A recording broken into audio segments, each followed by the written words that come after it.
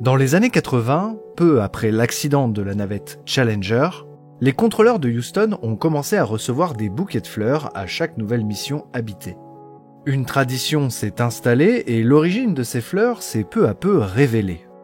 Aujourd'hui, nous revenons sur la famille Shelton de Dallas, les plus grands soutiens du Mission Control de Houston.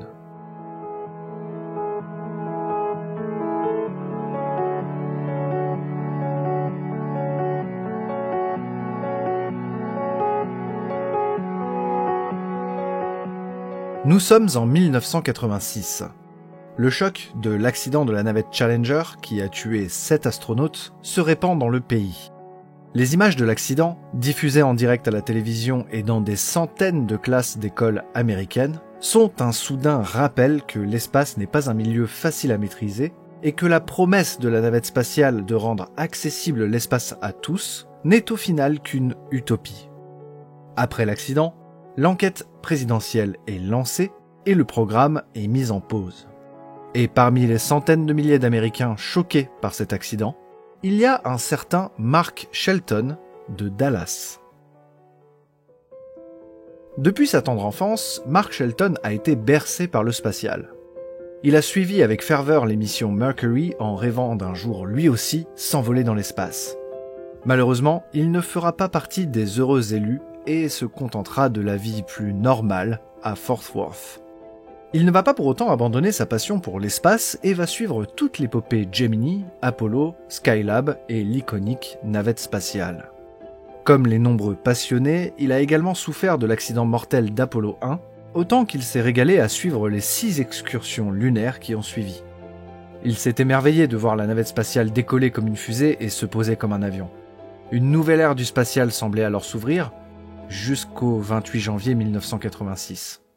L'accident de Challenger ce jour-là a profondément touché Shelton. Il voulait, à sa manière, rendre hommage à ses astronautes disparus, mais plus encore, montrer son soutien à ceux qui avaient comme mission de veiller sur eux. 2 ans après la tragédie, les navettes spatiales vont enfin reprendre du service. La mission inaugurale de cette nouvelle ère, STS-26, décolle le 29 septembre 1988 pour un vol de 4 jours en orbite. À bord se trouvent 5 astronautes qui vont mettre en orbite un satellite de communication TDRS. Ce vol de la navette Discovery se passe à merveille. Alors que le jour du retour approche, Mark Shelton a une idée. Il sait enfin comment remercier et encourager les employés de la NASA. Il décide de faire envoyer au Mission Control de Houston un bouquet de fleurs. Il est composé de 5 roses rouges pour chaque astronaute à bord et une rose blanche pour les disparus de l'exploration spatiale. Le bouquet est accompagné d'une carte avec de brefs vœux, mais sans adresse d'expéditeur. Il le signe simplement de Mark, Terry et Mackenzie Shelton. Il appelle un fleuriste proche du Mission Control le jour même du retour sur Terre de STS-26 et espère que le bouquet arrivera avant le toucher des roues. Ce qu'il ignore par la suite, c'est que son bouquet arrive en effet dans la salle de contrôle bien avant l'atterrissage. Le contrôleur de vol Milt Heflin découvre ce mystérieux bouquet et enquête jusqu'à remonter à son expéditeur pour le remercier. Mark Shelton est étonné que la NASA l'appelle pour le remercier de ce bouquet. Il ne cherchait pas la reconnaissance et n'attendait pas de réponse. Néanmoins, il voit que ça compte. Désormais, il enverra un bouquet à chaque nouvelle mission habitée américaine. Milt Heflin, qui sera directeur de vol sur plusieurs missions et directeur adjoint du Johnson Space Center, va se lier d'amitié avec Shelton et sa famille. Il dira « Je crois que ça nous touche parce qu'on ne l'a pas demandé. On ne s'y attendait pas. Pour nous, ça représente le sentiment d'une grande partie du public, tout autant qu'un geste très personnel. Les Shelton font partie de nos équipes au Mission Control. » Shelton et sa famille vont recevoir à leur tour des cartes de vœux, des messages et des mots des contrôleurs de Houston au fil des années. Ils seront également invités à visiter la salle de contrôle à plusieurs reprises.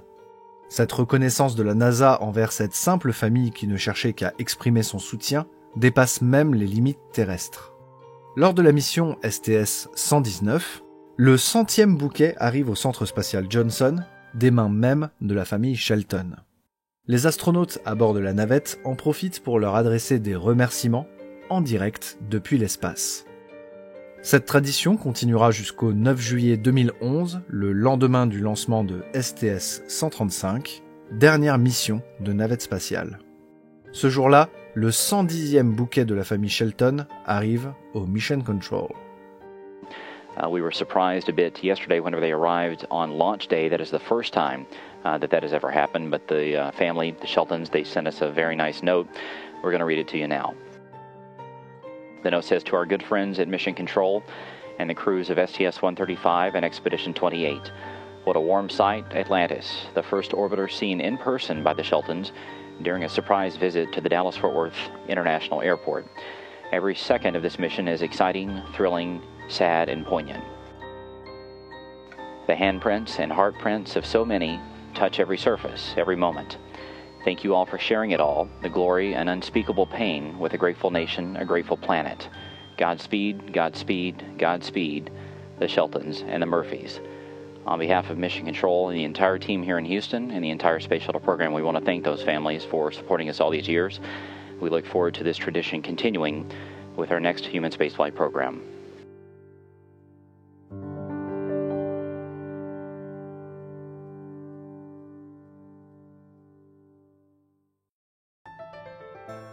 Pendant près de 10 ans, les États-Unis ne lancent plus aucun vaisseau habité.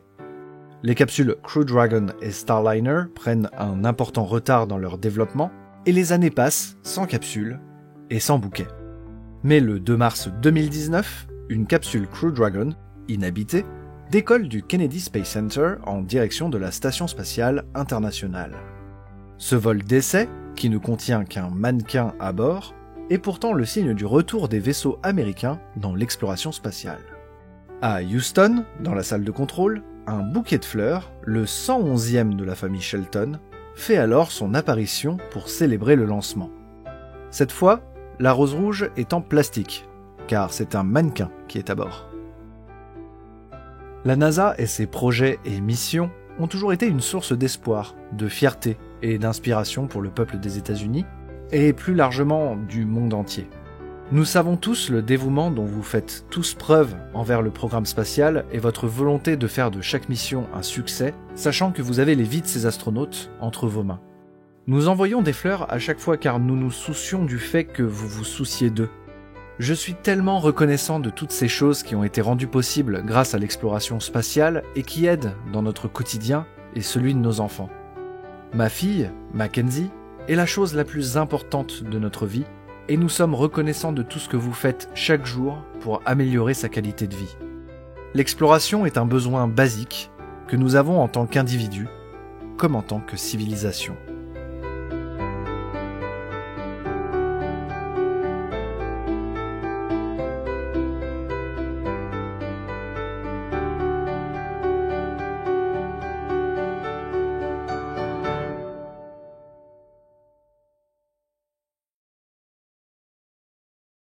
J'espère que ce très court épisode vous aura plu. Cette histoire, elle est assez connue chez les geeks du spatial américain, mais je la trouvais particulièrement inspirante. En tout cas, si ça vous a plu, n'hésitez pas à liker et bien sûr commenter. D'autres histoires assez courtes comme ça feront leur apparition aux côtés des plus longs épisodes. En tout cas, je compte sur vous pour exprimer votre soutien si ce format plus court d'anecdotes vous plaît. Allez, ciao.